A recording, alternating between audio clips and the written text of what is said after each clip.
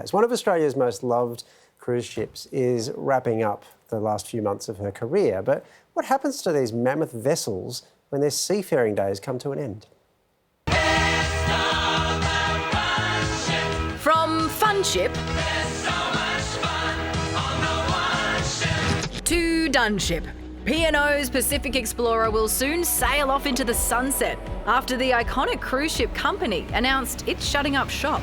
And this will likely be her final destination, an enormous ship graveyard on the other side of the world. I was on that ship when she was Dawn Princess on her inaugural cruise season back in the 90s. It's just very strange to me that we're at this cycle now where that ship, which was such a modern and trend-setting ship, is now going to probably go to the scrapyards. This is Aliyah in Western Turkey, where dozens of majestic ships are laid to rest each year. During the pandemic, it was piled high with mammoth cruise ships, dismantled piece by piece and stripped for parts. It's fascinating and heartbreaking at the same time. You're looking at these massive objects that are the size of a skyscraper sitting on a beach being torn apart. The scenes are somewhat breathtaking, but the work is brutal.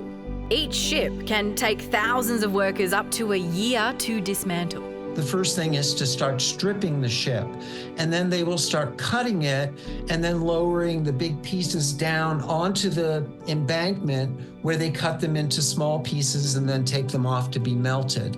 800 ships are scrapped for parts each year, across yards similar to Aliyah in India, Bangladesh and the US. Shipbreaking, known as one of the most dangerous industries in the world, with an average of one worker dying each week, another injured daily. You're dealing with, huge chunks of ships and heavy steel. If you're not careful and you fall or something, you can die.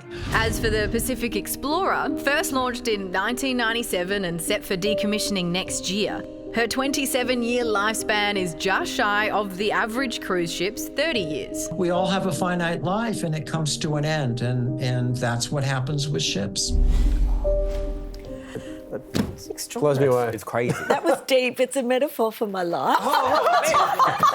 Sorry. Fair Star, the Fun Ship. I always wanted to go on, and it was so glamorous and fancy and looked amazing, and I never got to go. And now it's twisted metal. I know. It's a bit like myself. Oh, come on.